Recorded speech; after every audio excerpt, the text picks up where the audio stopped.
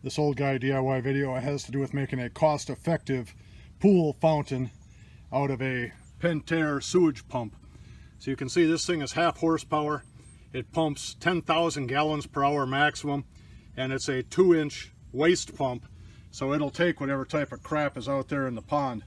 So what I've done today is I took the pump, and then I had a piece of fountain head from a fountain I had made previously. I used a 2-inch adapter to 1.5, and then came up to this head, and this is a 3-inch piece of PVC that I drilled 9 holes in, so I will have some back pressure on it, but it put out a pretty nice spray when I had it before.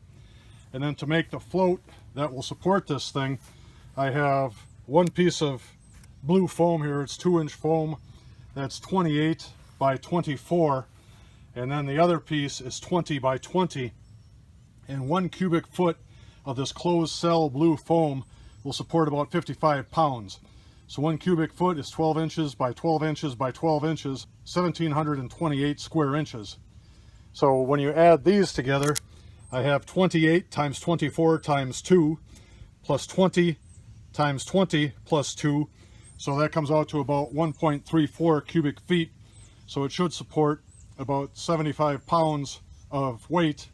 And this thing has 55 pounds for the pump itself. And I'm not sure what the downforce of this thing pumping up is going to be. So I'm going to start with this, and if I have to add more flotation, I will. But now I'll assemble it, take it over to the pond, and see if I can get it going. And to protect the pump, I'm going to put this Maynard's bucket with 7 2-inch holes drilled in it. I just took the hole saw, but I'm going to mount this thing around the pump, and then I'll have a nice little self-contained unit. When I was laying out the top piece, I noted that the discharge is 6 inches away from the center of the pump itself. So I established the center of this board. I went 3 inches on each side, and I drilled 2 holes. And then to support the weight of the pump, I took this 12-inch piece of aluminum angle, and I just put it across there. And it has this piece of paracord that goes down to the pump itself. So the pump is hung there, and the load is being borne by the aluminum and the paracord rather than just the fitting for this PVC. Before cutting the cord off and making a permanent waterproof connection, I'm going to test this thing. So to test it, I'm taking this plastic wrap, it's glorified saran wrap. I'm going to wrap this thing up to make it a water resistant little connection, and I'll mount that up here on top of the board. Then I can run the water for a couple minutes, see what the pump looks like, see if my design works, and then I'll make any needed changes from there. I wrapped this thing up so it looks like a cocoon.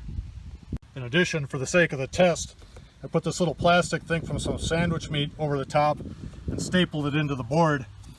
And then I put a screw here with some zip ties so I won't have any tension on the cord that might cause this thing to fall into the water. So we'll go give it a shot. This is what the unit looks like prior to installation. So you can see I just have it hung here between a couple of cat litter buckets and a picnic table so I can see how it'll sit. Now I'm going to put that Maynard's bucket over the top, tie it in with a couple of big zip ties, and I'm ready to go. This is what it looks like with the Maynard's bucket attached. Just have a zip tie here and one on this side, and I still have free movement of the float in there, so everything should be good. I'm curious to see if this thing is going to try to go in a circle. So I drilled a hole and put paracord in each of the 4 corners. So if I have to put 1 or 2 or 3 anchors or even 4 anchors on there, at least I have attachment points. Well, this is what the prototype looks like. I just stuck it in the neighbor lady's pond, plugged it in. Now it's walking around doing its thing.